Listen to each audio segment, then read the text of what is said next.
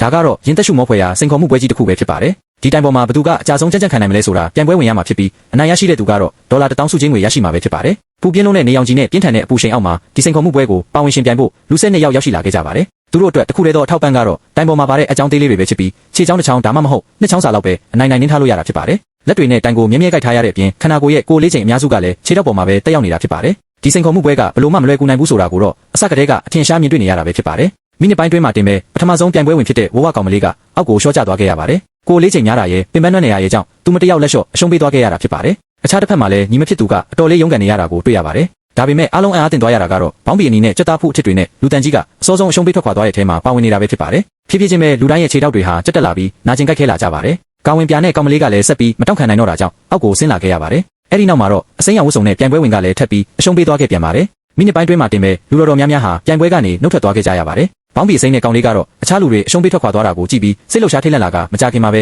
9ယောက်မြောက်ဖြစ်ပြိုင်ပွဲကနေထွက်ခွာသွားခဲ့ရပါတယ်အခုဆိုရင်တော့ပြိုင်ပွဲဝင်9ယောက်ပဲကျန်ရှိပါတော့တယ်အဲ့ဒီနောက်မှာတော့ရေကူးဝတ်စုံနဲ့ကောင်မလေးကအောက်ကိုဆင်းလာခဲ့ပြန်ပါတယ်မုတ်စိမ်မွေးနဲ့ဦးလေးကြီးရဲ့ခြေထောက်တွေကတော့မရက်မနားရုံရင်နေခဲ့ပြီးနောက်ဆုံးမှာတော့သူလည်းပဲလက်လျှော့သွားခဲ့ရပါတယ်မကြခင်မှာပဲနောက်ထပ်ပြိုင်ပွဲဝင်တစ်ယောက်လည်းအောက်ကိုဆင်းသွားခဲ့ပြန်ပါတယ်အခုဆိုရင်တော့ပြိုင်ပွဲဝင်4ယောက်ပဲကျန်ပါတော့တယ်အဲ့ဒါတွေကတော့စမင်ကျစ်ဆန်မီနဲ့ကောင်လေးအရက်ပုပ်ပုနဲ့ကောင်မလေးညီမဖြစ်သူနဲ့အဖိုးအိုတို့ပဲချစ်ကြပါတယ်ဒီအချိန်မှာတော့ခြေချောင်းလေးတွေပေါ်မှာပဲအပြုတ်ပြီးထိန်းထားရတာကအလွန်ကိုနာကျင်စရာကောင်းလာခဲ့ပါပြီညီမဖြစ်သူကခန္ဓာကိုယ်ကိုဟိုဘက်ဒီဘက်အဆက်မပြတ်ရွှေ့ပြောင်းနေပြီးအရက်ပုပ်ပုနဲ့ကောင်မလေးကတော့ခြေထောက်ပေါ်ကဖိအားကိုလျှော့ချဖို့အတွက်အနေထားတွေကိုလှည့်ပြောင်းနေပါတယ်တစ်ချိန်တည်းမှာပဲစမင်ကျစ်ဆန်မီနဲ့ကောင်လေးကတော့အလွန်ကိုတည်ငြိမ်အေးဆေးနေတဲ့ပုံစံမျိုးနဲ့တွေ့ရပါတယ်အတန်ကြာပြီးတဲ့နောက်မှာတော့အရက်ပုပ်ပုနဲ့ကောင်မလေးကဖြည်းဖြည်းချင်းအောက်ကိုလျှော့ကျလာပြီးနောက်ဆုံးမှာတော့အရှုံးပေးသွားခဲ့ရပါတယ်အခုဆိုရင်တော့ပြိုင်ပွဲဝင်3ယောက်ပဲကျန်ရှိပါတော့တယ်အချိန်အားဖြင့်မိနစ်40တောင်ကျော်ဝင်သွားခဲ့ပါပြီညီမဖြစ်သူရဲ့မျက်နှာဟာအပူချိန်ကြောင့်မြည်ရဲနေပြီးနာကျင်ခံစားနေရတာကိုအထင်ရှားမြင်တွေ့နေရပါတယ်အဲ့ဒီနောက်မှာတော့သူမဟာရုတ်တရက်တိုင်ပေါ်ကနေအောက်ကိုခုန်ချပြီးပြိုင်ပွဲကနေနှုတ်ထွက်သွားခဲ့ပါတယ်အခုဆိုရင်တော့ဒီစိန်ခေါ်မှုပွဲကစမင်ကျစ်ဆန်မီနဲ့ကောင်လေးနဲ့အဖိုးကို2ယောက်တည်းကြားမှာပဲရှင်ပြိုင်ဖို့ကြံပါတော့တယ်တနာရီကျော်လွန်သွားခဲ့ပြီးနောက်မိနစ်60အထိရောက်ရှိလာခဲ့ပေမဲ့သူတို့2ယောက်လုံးကတော့